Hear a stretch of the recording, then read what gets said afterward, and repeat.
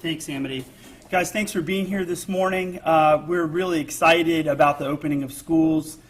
You know, it's just a few weeks away, August 15th, and this weekend I went with my own children to begin looking at all the materials that they need, and you're starting to see that activity in the stores at Target and Walmart and others. So there's a lot of good news ahead, and this summer we've been working really hard for opening of schools. We've put in a very formal process for each department and division, and on Mondays we get a report on how each of the departments is doing. Of course, today the big discussion is going to be about transportation, and I wanted to introduce Pete DiDonato and thank him publicly for coming to our rescue in many ways last year.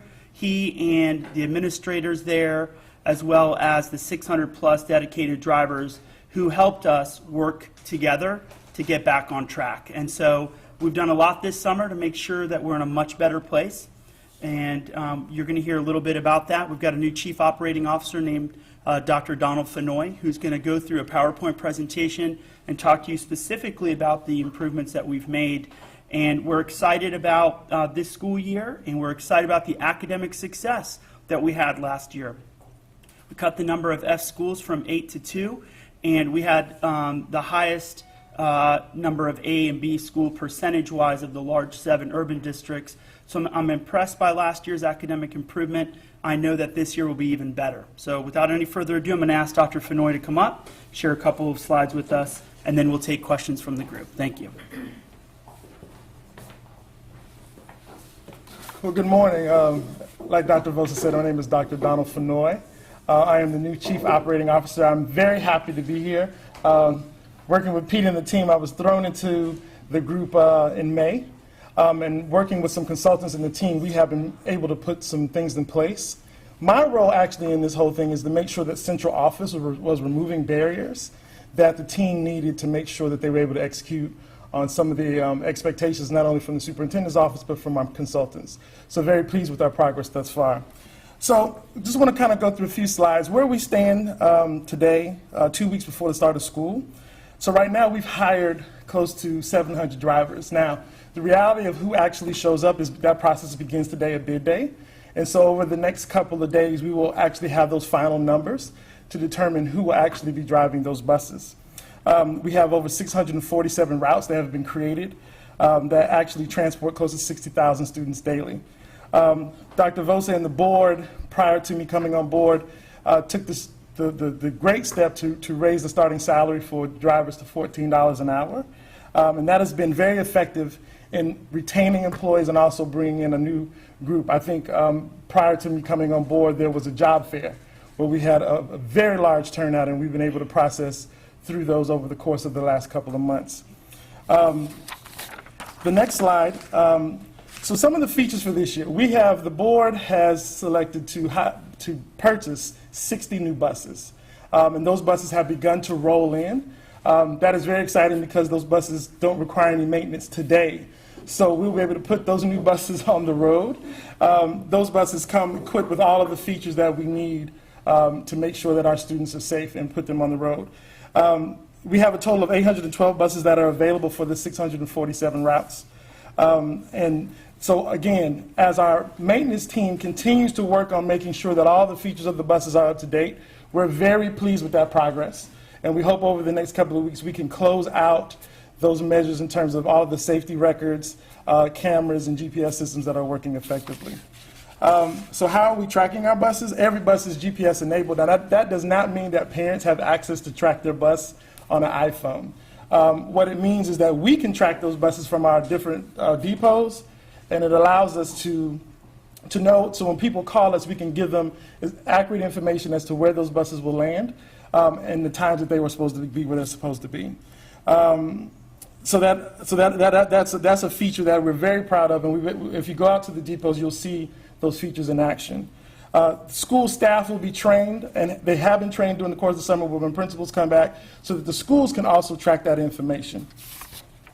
Other adjustments that we made, middle and high school routes have been adjusted, so that our schools then, typically what we find is that the middle schools were causing delays to get to the high schools. And so we've made those necessary adjustments in the timing so that there's enough space to accurately get to both sets of routes. The routing system, which, as I understand, was a major issue last year, has been changed. We've actually gone back to an old routing system that everyone was familiar with and comfortable with. And so all summer, that team has been working to bring back the old routes that people were familiar with. But within that change, back to the old system, making sure that the actual bus stops were much safer for children. And that is a feature that you'll see during the course of the execution of the new routing system. 2 mock runs will happen over the next couple of weeks. During those mock runs, we'll be able to actually look and see how it's working, what adjustments need to be made, and we'll make those adjustments in real time as we get ready for the start of school. And then what parents need to know. ESE parents, you do not need to register your child for a bus. All that stuff is done at the school level. And so please make sure you get in touch with the ESE contacts at the school. Bus routes will be posted on August 10th. The website is there for you to see. Parents should check bus routes and bus times at that particular website and or call our call center. We have implemented a brand new call center, and in this call center we have 2 numbers, 561-242-6565 or 561-357-1110. We have more operators that are multilingual that will also expedite that process. We have all phone calls or messages will be returned in 24 hours. And that call center will be open daily until 6 o'clock in the evening. Thank you. Thank you, sir. So one thing I wanted to make sure we clarified was last year we had only 1 mock run. This year we decided to do 2 because we wanted to be able to make some adjustments after the first mock run. Then we'll have a second, we'll make a second set of adjustments, and then at that point, all the bus routes are frozen, and we have to run them. It is not unusual for a school system, even my last district, which I would argue had probably one of the best transportation departments I'd worked in 20 years, would take between 10 and 15 days to iron out the small wrinkles. You've got parents who move, a child who may come in at the last minute that is in a wheelchair, so we've got to reroute those during those first 10 to 15 days. We do ask that parents allow their children to ride the bus the first day of school. It allows us to get a sense of balancing loads. I know the first day of school, obviously parents want to bring their kids to school. It's an exciting time, but we are encouraging individuals to allow children to ride their bus the first day of school so we get a sense of how many students will be taking the bus. We still have a little bit of work to do on the air-conditioned units. One of the things that I'm really impressed with is that our mechanics have done a fantastic job making sure the buses are running, and we actually have about 100 or so spare buses, which we did not have last year. Now, again, they're not the best buses, but they work. And I've been pushing the team and P.D. Donato's team on the air conditionings. We still have about 30 buses that need their air conditionings fixed before August 15th. And we're working also to ensure that every camera and GPS is up and running. Right now we've got about 20 that we've identified as not operating. So at this point, I do want to also thank the team for our new call center. This year we're bringing in temporary workers to ensure that we've got plenty of people who will answer phones, and we're not standing up the center when school starts. It's open now. We want parents to call if they've got questions. We want schools and others to get trained up and ready for the first day of school. So at this point, we'll open it up to any questions. We'll go left to right. Andrew?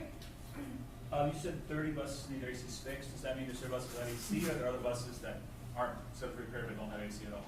So the buses that have air conditionings that are part of the bus, we've got 30 that still need to be repaired.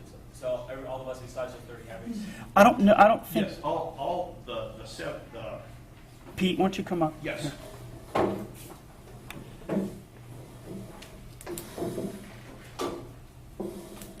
We have approximately